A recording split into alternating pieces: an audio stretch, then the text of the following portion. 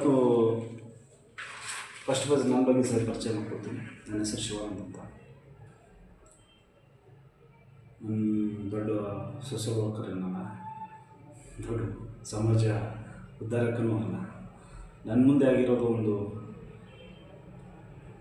Doctor Baba Saheb Ambedkar ಅವರಿಂದ ಸಂವಿಧಾನ ಅದರ ಬಗ್ಗೆ ಒಂದು ಹಕ್ಕು ಮಾತ್ರ ಕೇಳೋಕ್ಕೆ ನಾನು ಇಷ್ಟಪಡ್ತೀನಿ. ನಾನು ಮಾತಾಡೋ ವ್ಯಕ್ತಿ, ನಾನು ನಮಗೆ ಸಹಜ, ನಾನು ಇದೇ ಥರ ಇದ್ದೀನಿ, ಹಂಗೆ ಇದ್ದೀನಿ ಅಂತ ಹೇಳ್ಕೊಂಡು ಮತ್ತೊಬ್ಬರಿಗೆ ಗುಡ್ಡು ಕುಣಿಸ್ಬೇಕು ನಾನು ಮಾತಾಡ್ತಾಯಿದ್ದೆ. ಇದು ನಮ್ಮ ತಾಲೂಕಿನಲ್ಲಿ ಆಗ್ತಾ ಇರೋಂಥ ಅನ್ಯಾಯ ದುಷ್ಟರ ಬಗ್ಗೆ ಮಾತಾಡ್ತಾ ಇರೋದು. ಇವು ನಮ್ಮ ಅಫಜಲ್ಪುರ ತಾಲೂಕಿನ ಜಡ್ಪಿ ಆಫೀಸ್ನಲ್ಲಿಂದ ಮಾಡ್ತಾ ಇರುವ ಕರ್ತವ್ಯ ಬಗ್ಗೆ ಬರೆದಿರುವಂಥ ಲೆಟರ್ಗಳು.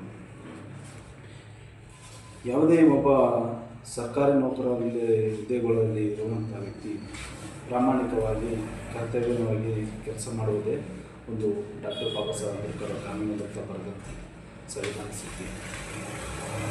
ಆದರೆ ಇವತ್ತು ನಮ್ಮ ಕಲಬುರಗಿ ಜಿಲ್ಲೆಯ ಅಫಜಲ್ಪುರ ತಾಲೂಕಿನೆಲ್ಲ ಆಗುತ್ತಿರುವ ಅನಾಹುತದ ಬಗ್ಗೆ ಏನು ಹೇಳಬೇಕಂದ್ರೆ, ಇಷ್ಟೊಂದು ಲೆಟರ್ಗಳು ಬರೆದರೂ ಭೀ ಏನೂ ಕೇರ್ಲೆಸ್ ಇಲ್ಲ, ಏನೂ ರೀಸನ್ ಇಲ್ಲ.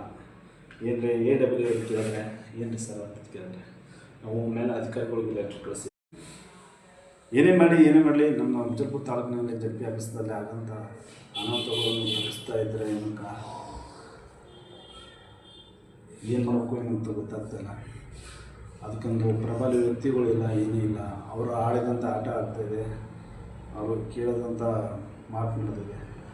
ಏನೋ ಒಂದು ನಮಗಾದಂಥ ಅನಾಹುತದ ಬಗ್ಗೆ ನಾವು ಪ್ರತಿಕ್ರಿಯೆ ಕೊಡ್ತಾ ಇದ್ದೀವಿ. ಇಷ್ಟೊಂದು ಜಡ್ಪಿ ಆಫೀಸ್ನಲ್ಲಿ ಹಾಕಿದಂಥ ಲೆಟರ್ಗಳಿಗೆ ಒಂದು ಸಂವಿಧಾನ ರೂಲ್ಸ್ ಬಗ್ಗೆ ನನಗೆ ಇದು ಕೇರ್ ಇಲ್ಲ ಅಂತಂದರೆ ಅವ್ರು ಲೆಟರ್ಗಳು ತೂಗ್ತಾರೆ, ಅರ್ಜಿಯಲ್ಲಿ ಕೊಡ್ತಾರೆ. ನಮ್ಮ ಒಂದು ಗಣಗಾಪುರದಲ್ಲಿ ಒಂದು ಜಡ್ಪಿ ಆಫೀಸ್ ಇದು ಗಣಗಾಪುರ ಪಂಚಾಯತಿ ಒಂದು ಲೆಟರ್ ಹಾಕ್ತಿದೆ. ಅಲ್ಲಿ ಹೋಗಿ ಒಂದು 2-3 ಗಂಟೆ ವಿಚಾರಿಸಿದೆ ನಾನು. ಆ ಆಫೀಸ್ನಲ್ಲಿ ಒಬ್ಬರೂ ಇರಲಿಲ್ಲ. ಆ ಲೆಟ್ರ್ ಹಾಕಿದ್ದು ಇನ್ನೊಬ್ರಿಗೂ ರೀಚನೇ ಇಲ್ಲ. ಅದನ್ನು ಹಾಕಿರೋದು ಪ್ರೂಫ್ನೂ ಇದೆ, ಸ್ಕ್ರೀನ್ಶಾಟ್ ಇದ್ದಾವೆ, ಫೋಟೋಗಳಿದ್ದಾವೆ, ಎಲ್ಲ ಇದೆ. ಆ ಹಾಕಿರೋ ಲೆಟರ್ಗೆ ರೀಸನೇ ಇಲ್ಲ. ಅದು ಏನು ನಮ್ಮ ಅಫಜಲ್ಪುರ ತಾಲೂಕು ಏನು ಅವ್ರ ಮನ್ಸಿಗೆ ಬಂದಂತೆ ಒಂದು ಕೊರಿಯರ್ ಬಂದರೆ ಅದೊಂದು ಸ್ಟ್ರಕ್ ಮಾಡ್ಕೊಂಡು ಇಟ್ಕೊಂಡು ಬಿಡೋದು, ಏನು ಬಂದರೂ ಸ್ಟ್ರಕ್ ಮಾಡ್ಕೊಂಡು ನೀವು ಏನು ಮಾಡ್ತಾ ಇದ್ದೀರಾ ಅಂತ ನಮ್ಗೆ ಅದೇ ಅರ್ಥ ಆಗ್ತಾಯಿಲ್ಲ. ಏನೇ ವಿಚಾರಿಸಿ ಒಂದು ಒಳ್ಳೆಯ ನ್ಯಾಯ, ಒಂದು ಪ್ರಬಲವಾದಂಥ ನ್ಯಾಯ ಸಿಗಲಿ ಅಂತ ನೀವು ಧನ್ಯವಾದ ತಿಳ್ಕೊತೀನಿ.